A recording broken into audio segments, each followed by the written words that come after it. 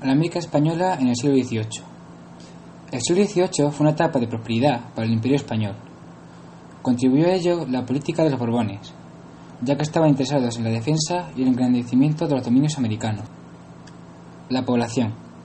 La población de América española aumentó en torno al 50% durante ese siglo.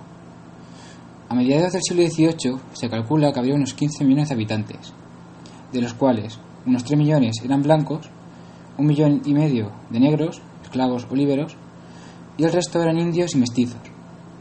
La población blanca estaba formada por españoles, que se dividían en dos grupos: los peninsulares, que ocupaban los altos cargos de la administración y del clero, y sus descendientes nacidos en América, criollos, que contaban con poder económico y prestigio social, pero eran apartados del poder político, lo que daba lugar a rivalidades entre ellos y los peninsulares.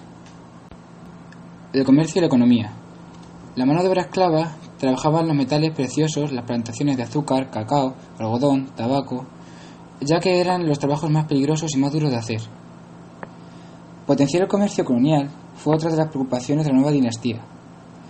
El monopolio comercial que tenía Sevilla lo perdió en 1717, al trasladarse la casa de contratación a Cádiz.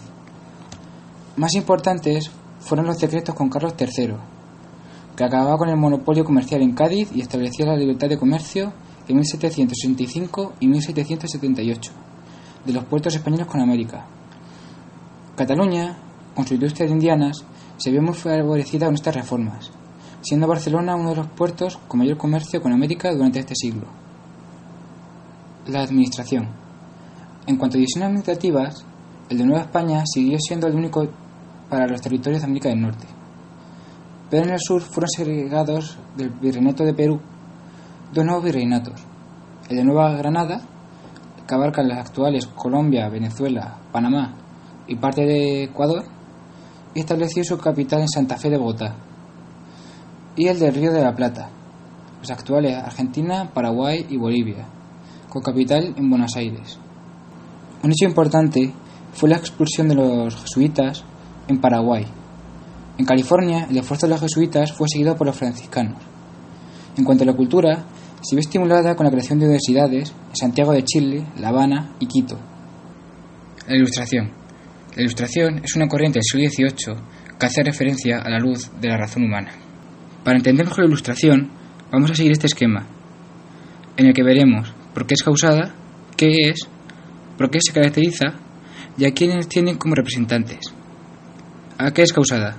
Es causada debido a cambios socioeconómicos como el crecimiento de la administración, el comercio y la industria, además el crecimiento de las ciudades y una organización estatal más eficiente, además de un avance científico y técnico. ¿Qué es? Es un movimiento intelectual y científico del siglo XVIII que pretende ilustrar a la sociedad mediante la difusión de la técnica, las artes y el pensamiento. ¿Por qué se caracteriza? Se caracteriza porque da una visión crítica de la realidad mediante el uso de la razón, además dando un rechazo a la revelación divina en la tradición. El hecho más importante es la libertad, que luego a la larga dio paso a la Revolución Francesa en 1789. Además da un reformismo político moderado y muestra la historia como progreso. Esto entra en contradicción con las ideas del antiguo régimen, por lo que con la Revolución Francesa el antiguo régimen desaparece. ¿A quién tiene como representante? A varios pensadores británicos del siglo XVIII, a ilustradores franceses y a algunos economistas. Los pensadores británicos sostenían que la sociedad era un contrato voluntario entre varios individuos, por lo que el mejor sistema político es el que proporcione mayor felicidad a un mayor número de individuos, pudiendo ser la monarquía absoluta según Hobbes o la monarquía limitada según Locke.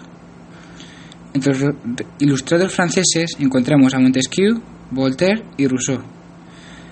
Montesquieu propone la división de poderes entre el ejecutivo, judicial y administrativo. Voltaire abandera la libertad política y la tolerancia religiosa, y Rousseau es un precursor de la democracia.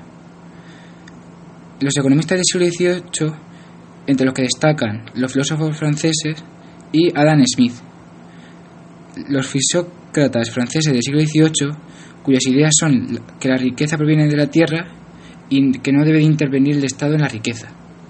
Y Adam Smith, cuyas ideas son la búsqueda de interés individual aumenta la riqueza colectiva, el trabajo como fuente principal de riqueza y la ley de la oferta y la demanda.